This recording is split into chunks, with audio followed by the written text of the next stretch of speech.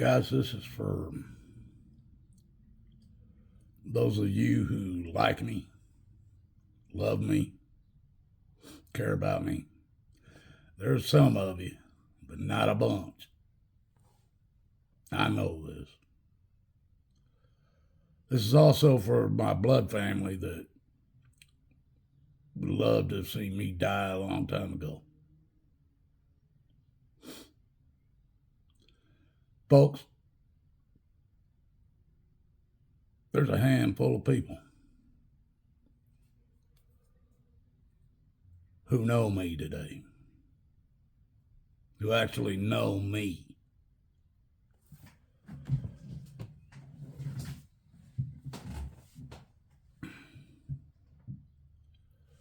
My wife, my daughter, my stepdaughter, my stepson, my stepson's wife, my granddaughter. Those people love me. What I went through in the last month, none of us really knew if I was going to be alive today.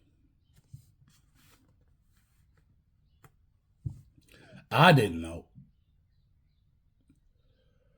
I haven't done much on anything, which I usually do videos almost daily. I put out anywhere from 300 to 500 videos a year. 9 YouTube channels, at Facebook. I'm on most of the platforms, but I don't mess with them because I can't stand the nastiness that's on most of them. I've blocked most of the nastiness off of my Facebook and most of my YouTube channels. I did some videos where about a month ago, I've been told it was the pneumonia in my left lung. I couldn't breathe, folks. I was born with asthma, and COPD. That is a hereditary COPD that I actually got from my mother. I had, before COVID hit, I was told I had 30 to 45% lung capacity. I had my heart doctors. I've been through 3 heart surgeries that were over 40 hours. I've been through other surgeries that were one surgery was that didn't have nothing to do with my heart. They thought I had testicle cancer out in Arizona. I went through about a 4-hour surgery there. Found out I didn't have cancer. During COVID, all my doctors, because of out of his mind to whine, the governor of Ohio put a mask mandate out as governor. He also put a medical exemption in it. If you had medical problems, you didn't have to wear the mask. The one thing he didn't tell anybody is there would never be an exemption given to anybody ever in the state of Ohio. At that time, I already had 30 to 45% lung capacity, folks, and they wanted me to put a mask over my nose and mouth to try to breathe through that. And I was having a hard time breathing in the first place. I know some of you think it's funny. It ain't funny when you can't breathe. Today, that was 8 years ago. Today, my lungs are even less than that. So about four weeks ago, I couldn't breathe. I fought it for a week and a half, 2 weeks, and it kept getting worse. I got in the shower because my wife set me up an appointment to go see a lung doctor because I could not breathe. I got in the shower and couldn't even take a shower. I soaked up and I felt like I was going to drown in this shower trying to get the soap back off of me. I didn't think I'd be able to get it off of me. I was about ready to just crawl out of the shower. And I mean crawl. So for my wife, I went to this doctor, lung doctor. They saw how bad I was. That lung doctor decided she was going to hit me with some, what's it called? Prevotone or Prevotine or Pregatine. It was a steroid. They took a needle and shoved it in my arm, pumped me full of this stuff. Now, I also have Wolff-Parkinson's White syndrome, and I've been through 3 surgeries for it, and they couldn't fix it. The doctor wasn't paying no attention to none of that when they hit me with that prednisone. Yeah, it opened my lungs up to where I could breathe, but it threw me in to my heart problems. Now, there's a couple ways you can die from a heart attack. If you're clogged up, if your arteries are clogged up, never had that problem in my life. Never. Your heart stops beating, slows down, you pass out. Maybe they get to you in time to unblock the clog, give you a double or a quadruple bypass. It might help you. That wasn't my problem. I got Wolff-Parkinson's White syndrome. Extra valves open up in my heart.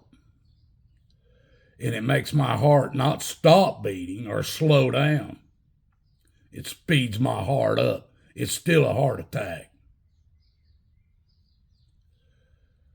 My heart rate goes up to, this time, it used to go up when I was younger, up to 254 beats per minute. That's not your heart going beep, beep, beep, beep, beep, beep. It's your heart going beep, beep, beep, beep, beep, beep, beep, beep, beep, beep, beep, beep, beep, beep, beep, beep, beep. I've had doctors in 2 states now. Nurses in 2 states now that has seen this happen to me. After they pumped me full of that prednisone, which is a steroid, they weren't thinking about my heart. They were trying to open up my lungs. Well, it threw my heart into overdrive. About 4 days ago, 5 days ago, I woke, my dog was laying at the foot of my bed. This was about 9 o'clock at night. I was asleep, dead asleep. My dog jumps up, comes running up and licking me on the face, and that's right when I woke up, and my heart was doing 245 beats per minute. 245 beats per minute. I want any one of you to take off running right now and see how long it would take your heart to make that pace. It ain't going to happen. You can run all day and you'll never hit 245 beats per minute. My dog knew it was happening before I even knew it was happening. She's up on my head, hugging on me, trying to wake me up, and that woke me up. My heart's pounding. Now, I've been through this several times. I went to the doctors out in Arizona. Out there, the first time I called them, it'd been going on for 4.5 hours. I couldn't get it to stop. Normally, I could get it to stop. By doing certain things, I could get it to stop. That time, it wouldn't stop. I went to the hospital. I had told my son, call an ambulance. I got to go to the hospital. After 4 hours, those people out there thought I was doing meth and stuff. I wasn't. I told them I'm not on that drugs. I was just got done working out there when this happened.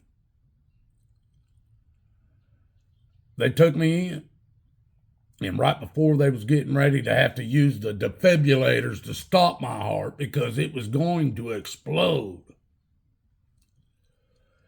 I started doing the things again. I'm laying there. We got open heart surgical teams on the side waiting. They were getting ready to start and try to stop and then try to restart my heart. I've been through this several times. I got it to stop. So they didn't have to do it that time. Twice now, they've had to do it in my life. The first time they did it, they had to actually stop it and then restart it. It happened that quick. No problem. Second time they had to do it, I ended up with a burn on my chest here and one on my side where they were hitting me with that defibrillator because my heart didn't want to restart once they stopped it. And they kept hitting me until it restarted. And it burned my chest and my side. The other day, a few days ago, when my dog woke me up because she knew it was happening, I tried to fight it and get it to stop. That prednisone or pregazone or whatever that steroid was that they pumped into my arm, and then gave me these pills, horse pills that were big ones that was full of that stuff. I was eating those every day too. That was making it even worse. It wouldn't stop. Finally, after about 3 hours, 2.5 hours, 3 hours, I told my wife, look, you're going to have to take me to the hospital. They're going to have to do it again. Stop and start my heart again, because that's the only way this is going to stop. So my wife and my daughter took me to the hospital. When I walked in, they didn't believe me until they slapped all them stickers on me and put me on an EKG and saw my heart was at 245 beats per minute. They rushed me over, ran with me at this hospital here in Boardman. They would get setting everything up. They had IVs in this arm for doing needle shots. I don't know if you can see the bruising on my arm here, this lump. They hit me there with a needle so many times it bruised my whole arm, put a lump on my arm. And then they finally hit the vein up here, right there in that little spot. And that's where they put the IV in. That was going to do a drip into my body. The other arm they set up so they could shoot with a needle. If they needed to shoot something into my body, they could do it on my other arm. And they kept asking. I'm wide awake, folks. My heart's running at 245 beats per minute, and my whole body's shaking like this. And I'm like, oh my, I'm ready. I'm telling them to do it. Last time they did it, they said, we can't just keep hitting your heart, stopping it like this and trying to restart it.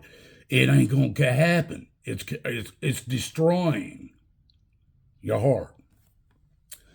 I was telling them, let's do it. I didn't know if I was going to come out of it. And Jesus stopped it again before they had to do it. These people, I've had doctors and nurses in Arizona that saw this happening to me. And then when it quit on its own, I told them, look, these guys they're not paying no attention. They just want to hit me with them paddles and stop it, and then hit me again to restart it. And I'm yelling at them. It stopped, and they won't listen. I said, it stopped, listen. And my heart was back to, baby, baby, baby. Before that, it was beep, beep, beep, beep, beep, beep, beep, beep, beep, beep, beep, beep, beep, beep, beep. That's what happened the other night up here at the hospital. These people look at me and said, we've never seen anything like this before in our lives. These doctors, these nurses claim they've been in this field for years and decades. Never seen nothing like this. Well, I've dealt with it all my life. When I was a kid, they said I was hyperventilating, breathe into a sack. I was hyperventilating. Never worked.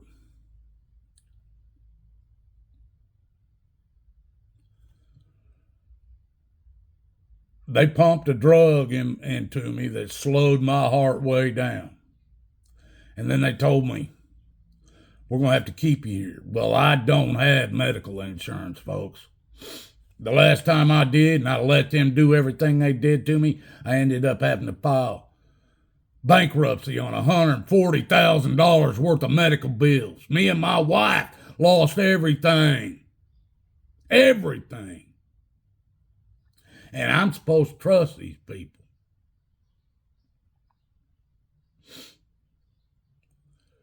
I got out of that hospital wanted me to stay there after my heart stopped. I said, I don't have medical insurance. I don't have the money. I don't have a job. They took my jobs away from me. I can't do nothing. I don't have the money to pay for this stuff. And they said, well, if you leave, you're leaving on your own. You're going to have to sign yourself out. And I said, well, I want that paper. I want that paper so I can sign it because I'm walking out of here. I can't afford to stay here. And they let me go. The next night, it happened again to me.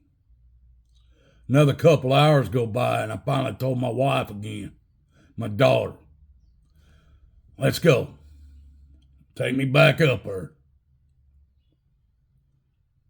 I'm praying to Jesus to stop this before I have to go in front of them doctors again because they'll kill me. The minute my daughter, she was driving me and my wife up to the emergency room. And the minute we got out at the emergency room doors, and I opened the door up to get out and walk in that building, my heart stopped.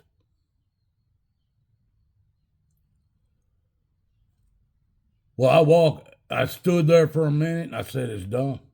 I looked at my wife, said, I ain't going in there. I'm not going in there. I'm not dying at this hospital.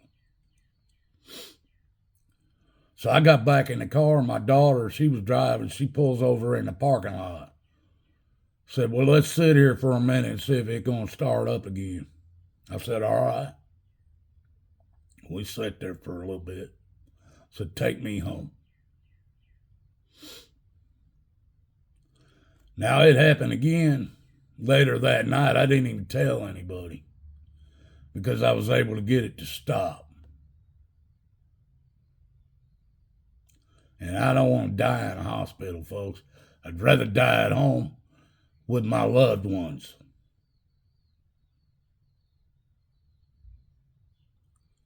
That's when we figured out that prednisone, that steroid they gave me to open my lungs up, was going to kill my heart.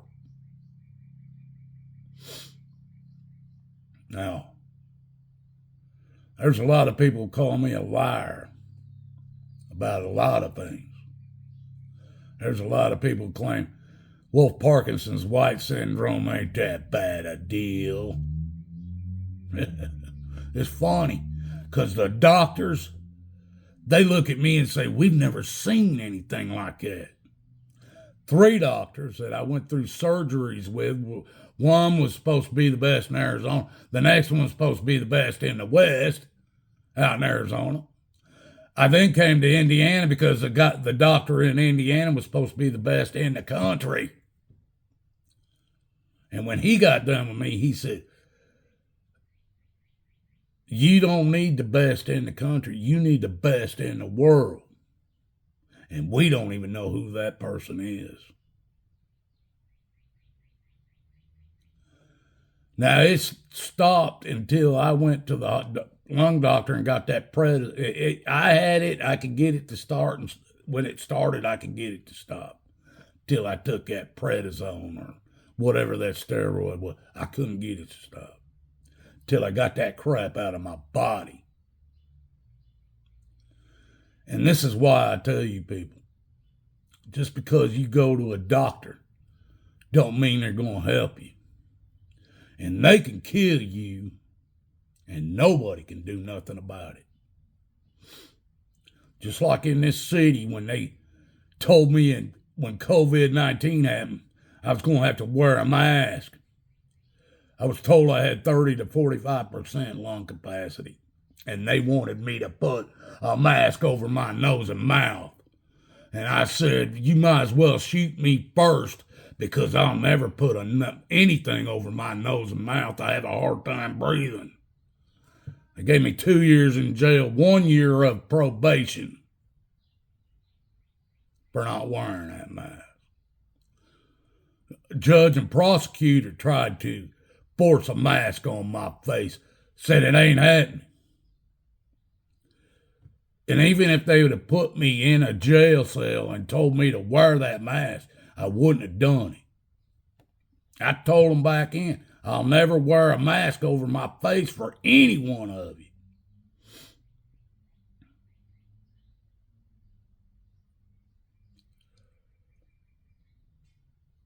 You guys got to decide what you're going to do. Now, they did x-ray on my lungs, said they found nodules. I don't even care what that means. They want me to do another CAT scan. Try to tell me I got cancer. I don't care. I don't. But I'm going to tell you guys something. If you think not being able to breathe isn't a hard way to die, you're wrong. And if you think your heart beating for hours at over 245 beats per minute isn't a hard way to die, let me tell you something.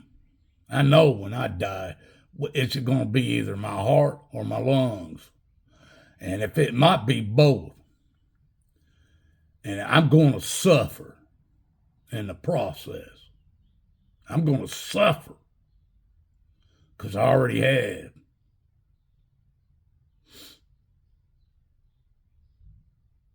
I'd rather somebody just take a gun and shoot me in the head because I can't do it.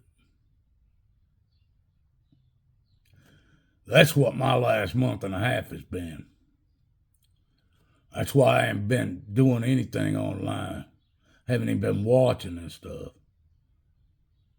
As a matter of fact, after I left that hospital, I was so beaten, wore down. My heart doing that speed for so long took every ounce of energy I had. I lost 18 pounds in about 3 weeks, but I wasn't even trying. I'm asking you folks, pray for me. We all need praying for. But pray for my family. Because one of these days, they're going to have to deal with it, not me. I'm going to have to deal with the pain, the suffering before I die. But they're going to have to deal with my death. And that hurts me more than anything. I love you guys. I told my wife, I'll never live long enough to collect Social Security. The month before all this happened, I was told I would be able to collect it in June of this year. And I don't believe I'll live to see it. She'll get the money, at least 1 month. But I still don't believe I'm going to get a penny of it while I'm alive.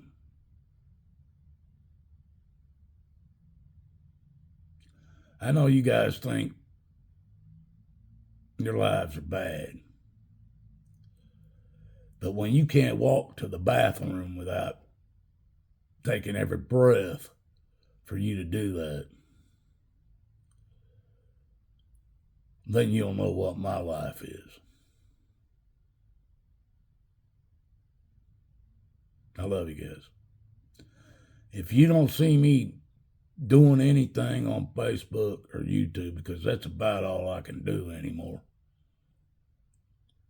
you can rest assured my heart and lungs beat me. That's a fact. Because I don't think anybody's going to get on here and tell you I died. I'll just be dead. Now, for my blood family that's been waiting for that all my life, you're going to get your day one day and you can celebrate it. But the people up here that actually love me, they'll be hurting. God loves you. I love you. Hopefully I'll see you the next time.